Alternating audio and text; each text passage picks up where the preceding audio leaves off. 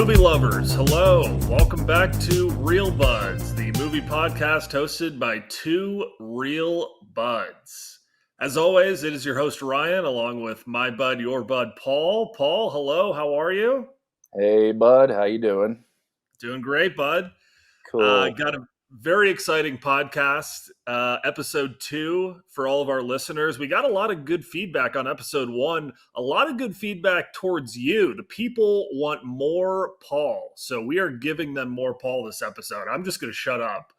Yeah, man. Thanks for the kind words there. So, since last time, there's been more movie watching. There's been some new additions to the movie wall, which I might get into a little bit later. And most importantly, there's also been the Oscar nominations for this year. They've been announced. So that might tie in a little bit to today's topic. You'll see that soon. But first, what'd you think of the Oscar noms this year, Ryan? Yeah, I thought the Best Picture race was pretty predictable. I pretty much knew the top 10 that were going to be in there. I think the two major snubs that everyone has been talking about all week, it's Margot Robbie not being nominated for Barbie. That's a really tough category, leading actress. There are a lot of good nominees there.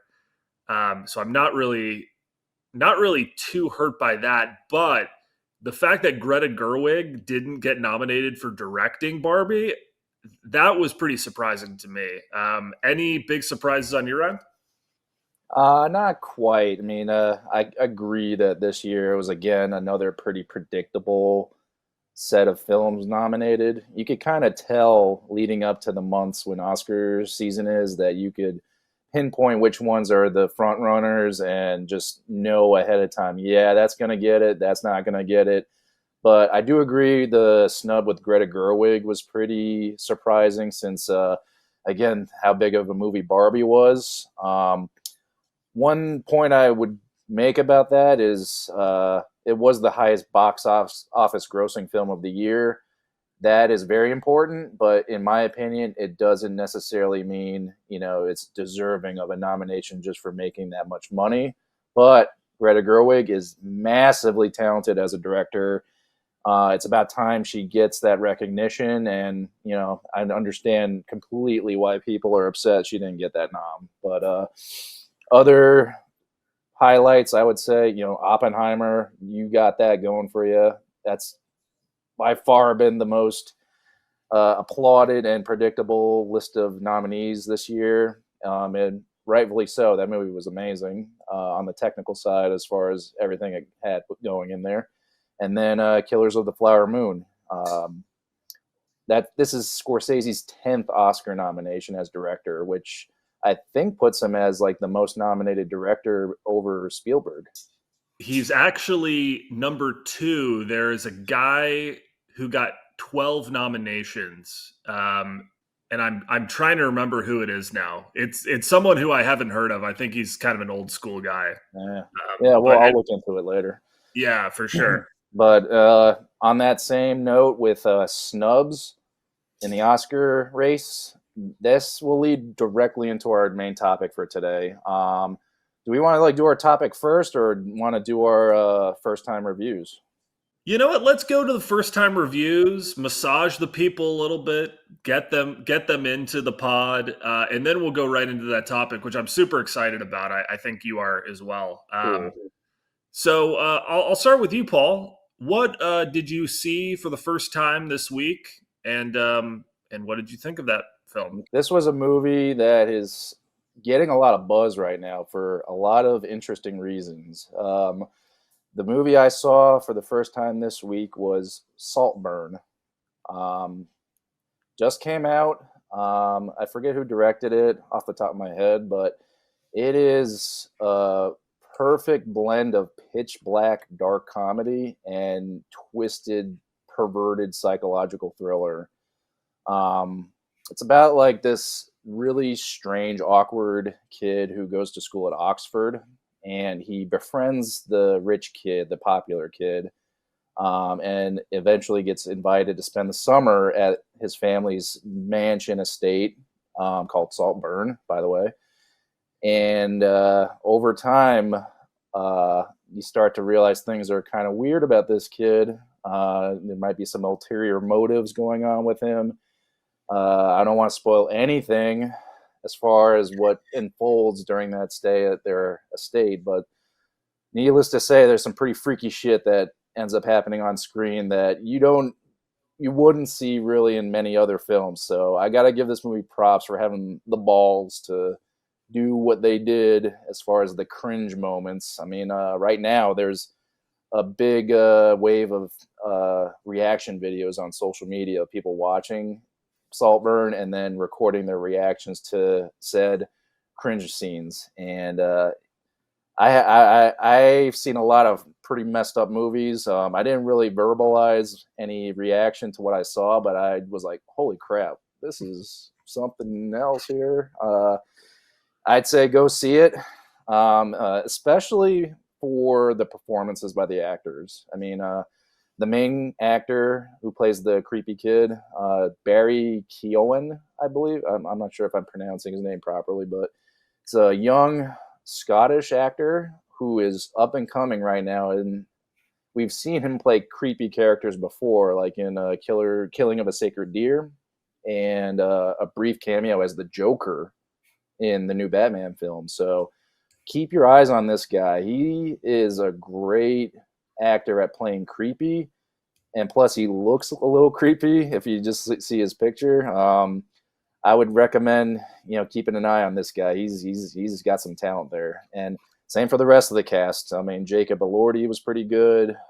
Rosamund Pike as the mother was fantastic.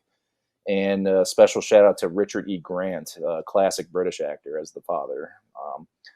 I don't want to go into any more details on it. I just gotta say, if you want something different, if you want something original, I'd say see it. If you're a fan of the same kind of content as the talented Mr. Ripley, like a character who's not all he seems and is into some kind of shady behaviors, I'd say watch it.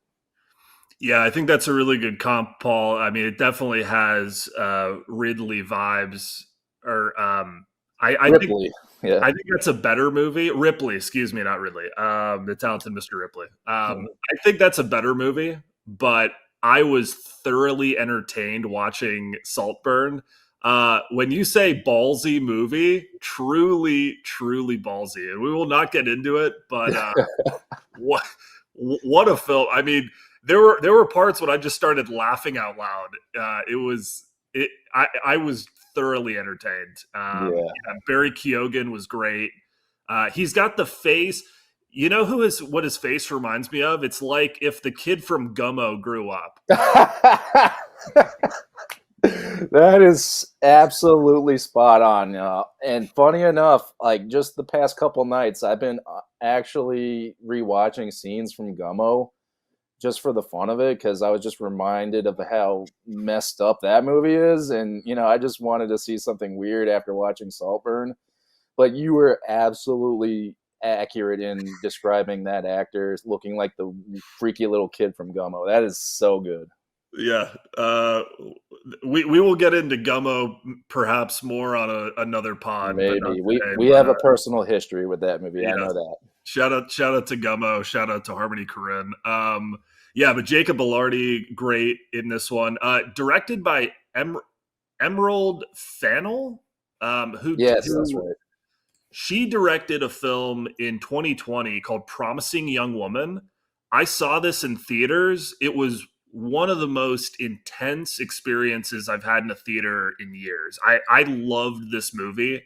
Again, not a perfect film. Some people have a real problem with it, but it really worked for me. So, yeah, that's another good one. I forgot she had done that, and a very visceral thriller, psychological thriller.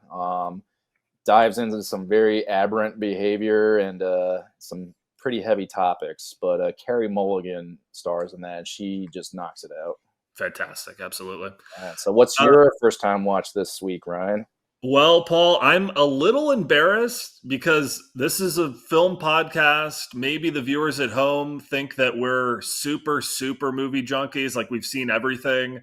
I will be the first one to admit that I had a bit of a sheltered childhood, and I didn't. I'm still playing catch up with some of the classics.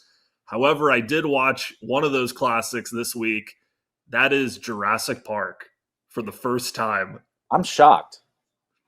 I'm shocked. Yeah, How have you never seen that up to this point?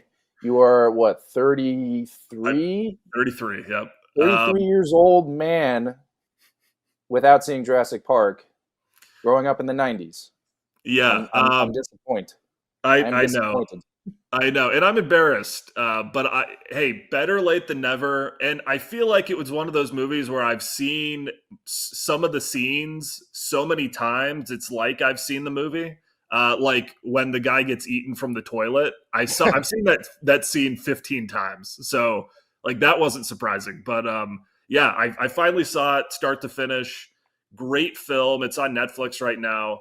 Um, Even 30 years later, Paul, the the special effects and the practical effects in this movie look so good. They really don't make movies like they used to, and this is a prime example. I'm sure everyone who's listening to this has seen Jurassic Park, but if you haven't, like me, watch it. It's really a tremendous film.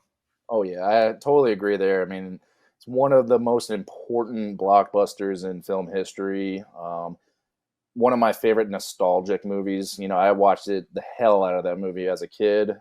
One of my earliest movie experiences was like watching Jurassic Park on tape and being so hyped about Jurassic Park 2, The Lost World, that came out in 97. That was like one of the first theater experiences for me. So Jurassic Park is definitely one of my, formative films. I like how you pointed out the special effects because I absolutely agree that they still hold up to this day. It was one of the first films to really push the limit with computer generated effects, and it still shows to this day compared to a lot of movies nowadays that just are bombarded with CGI nonstop that starts to wear thin.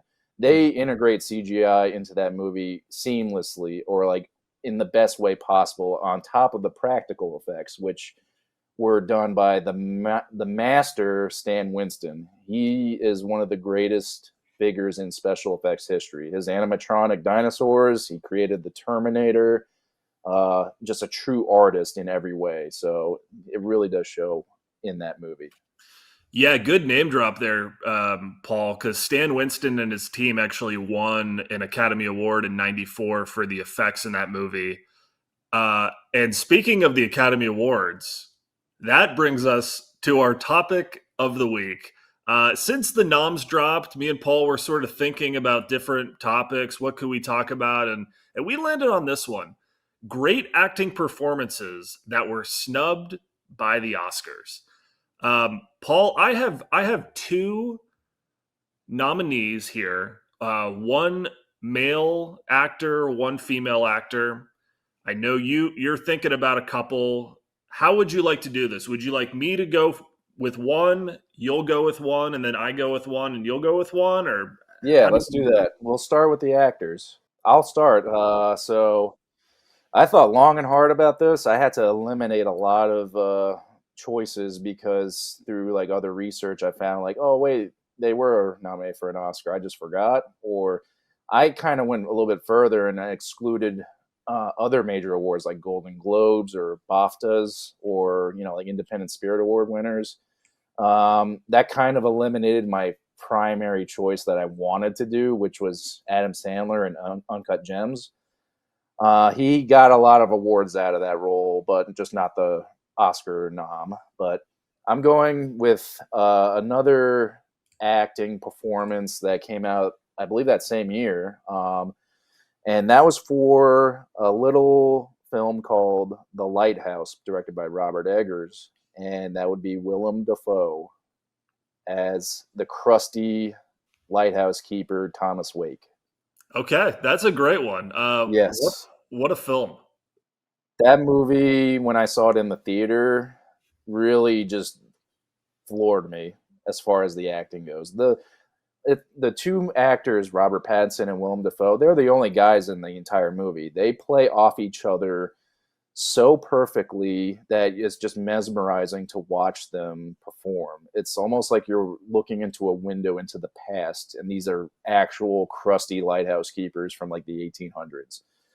I could tell that there was a lot of research involved with like perfecting those roles because of all the I guess period accurate accents, the crusty sailor type of accents that they put on, and the old timey vernacular that they use when they're doing their like lines. Um, there's one scene in particular where the two guys are in the lighthouse. It's late at night. They're getting drunk, and Robert Pattinson's character calls Willem Dafoe out on his cooking, specifically his lobsters, and Willem Dafoe launches into a chilling monologue about sea gods and Neptune striking him down for his behavior. And it goes on for a good 2 minutes or so, unbroken shot of him just spewing these lines in such fury and hate towards this other guy, and it becomes like such a chilling moment in the movie that I was stunned when I first saw it, and I knew afterwards I was like, this guy needs to get the Oscar nom for this, at least just for this one monologue. And I was disappointed when that didn't happen, but many movie fans that I've talked to about The Lighthouse, they all agree that Willem Dafoe just completely dominates the whole movie with his performance in The Lighthouse. Yeah, that's a great pick, Paul. And great shout out for Adam Sandler not getting nominated for Uncut Gems. I should have picked that one because I mean, it's a crime that he didn't. It truly, Absolutely. I mean, truly. that was just like, to me, the turning point for my opinion on Adam Sandler. I mean, say what you will about his comedies. He's great at that, but I knew deep down he was a great actor from watching Punch Drunk Love. Another one of both of our favorites. Oh yeah, Really a great film. Another film that we could go into a lot of yeah. detail. There's many choices, but that we kind of have our picks here, and Willem Dafoe in The Lighthouse. That's mine. So, Absolutely. what's yours? Mine is Lawrence Fishburne in Boys in the Hood. So Yeah, that's great. okay, so this film got two nominations in 1992 for directing and original screenplay for John Singleton. This was his first film, so very strong debut. But the character, there are some really good performances. This is a great Cuba Gooding Jr. performance. Ice Cube is good in this film, but the one that I always think of when I think about this film is Lawrence Fishburne. He plays a single father in a really bad neighborhood, raising his teenage son, trying to keep him out of trouble, and just passing on life advice and wisdom to him in some really incredible dialogue. And it's just such a good performance, and it makes me think of not to get all political and like Oscars so white, but I feel like if this film was nominated today or made today, he would absolutely get a nomination, no doubt. Yeah, I kind of feel the same way about all the points you made about that. Definitely a master performance that carries the film in the thematic way, like the father giving the son wisdom, life lessons, coming of age. But Lawrence Fishburne in particular, I mean, he just shows his true range there. He's like comforting and nurturing in one scene, then another scene he's a little bit more tough and harsh, just depending on the environment he's in the hood. He shows a lot of vulnerability in his character as a single father. So I kind of identify with that very much too. And he just really brings a lot of depth and emotion, especially at the very end when he confronts Cuba Gooding Jr.'s character after a drive-by shooting happens. Absolutely, yeah. Just an incredible performance. If you haven't seen that movie, you have to see it. Yeah. All right, Paul, what is your second choice? So now we're going to go into the actresses.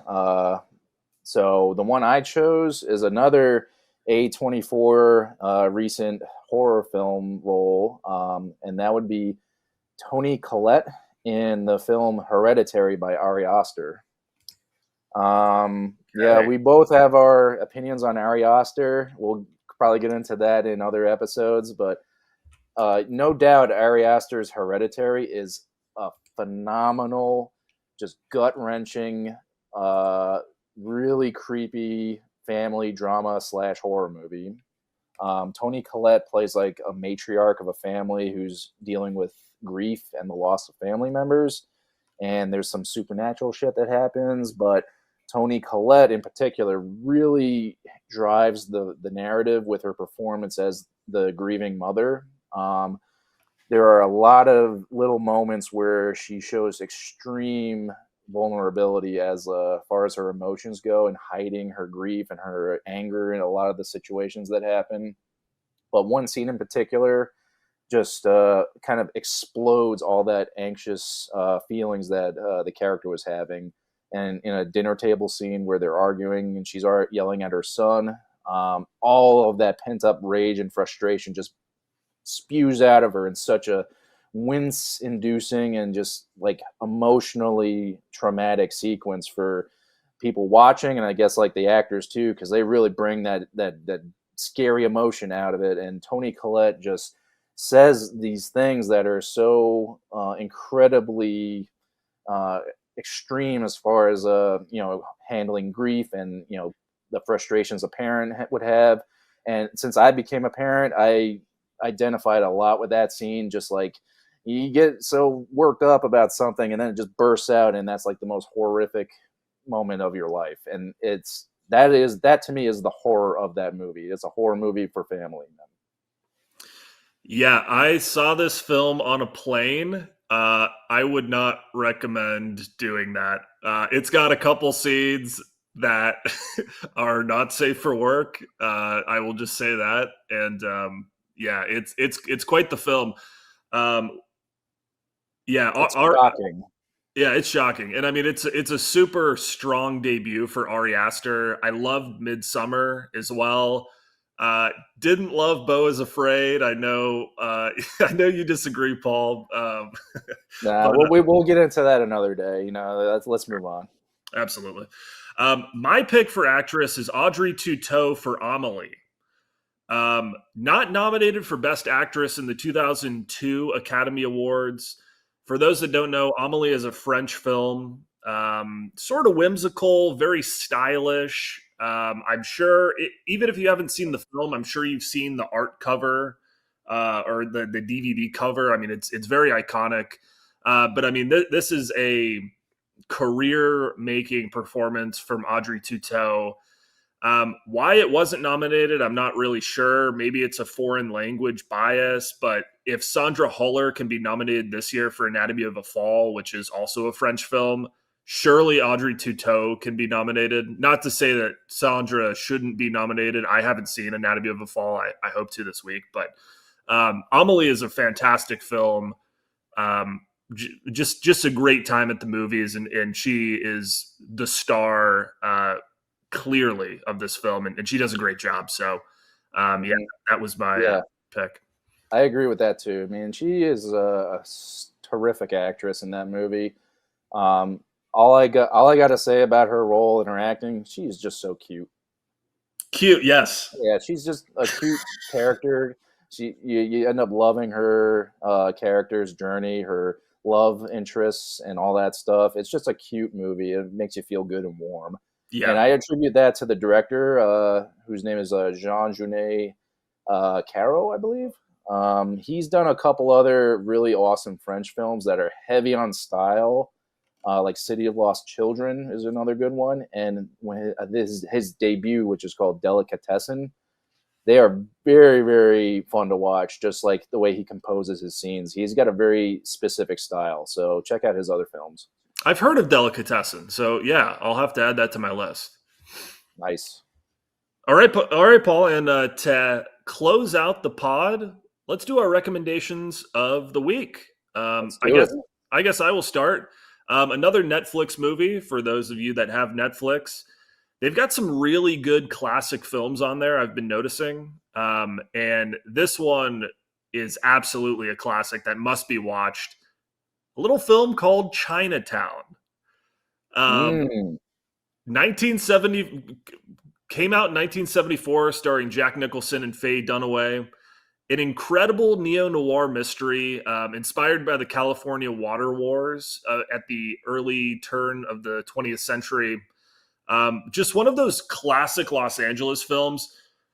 I'm one of these people, Paul, who I love a good city playing a background character in a film, especially if it's Los Angeles. I have a real love affair with Los Angeles and just the way it looks and just the way it's shot.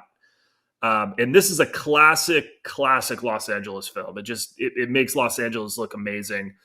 And if you're into Los Angeles as a character like me, you've got to watch this. Great acting, great story, great ending. I mean, just an absolute classic. That is a great choice. I mean, it's one of the great American classics in terms of mystery, neo noir, um, everything from the acting, the directing by Roman Polanski, and some circles say that like the screenplay for that is regarded as like the most perfect screenplay ever written. Wow. Um, I would have to like kind of think hard about that topic, but I do agree that that script for that movie is so tight. The suspense is so perfect, and just everything that goes into the plot from beginning to end is just like so tight. Yeah. Shout out to Robert Town, who wrote that film. I mean, a classic screenwriter, and yeah, um, perhaps a perfect script as well. What is Hmm. your recommendation of the week, Paul? So this is a recent addition to my massive movie wall that's behind me. I want to give a shout out to the wonderful establishment Orbit DVD in Asheville, North Carolina. They are the greatest resource for rare and hard to find movies on physical media anywhere. So check out their web store. You'll see a lot of good stuff there. But this is something I've been waiting to add to the collection for a long time since it was announced, and it's one of my favorite movies of the '80s. It is Conan the Barbarian, and I'm holding the 4K re-release by Arrow Video, and Conan the Barbarian has always been one of my favorite Arnold Schwarzenegger movies. It's just the classic sword and sorcery tale based on the Robert E. Howard pulp novels from back in the day about Conan. Goes from a slave to a gladiator to a warrior to a king, all along the way battling evil snake cult that's led by James Earl Jones. He turns into a snake at one point, which is awesome, Wow. and it is just a sight to behold. It's one of the best of the sword and sorcery subgenre of films, and it inspired a massive amount of knockoffs and ripoffs, specifically in at the Italian filmmaking side. Just barbarians going around slashing dudes with swords, naked babes everywhere, magic and wizards.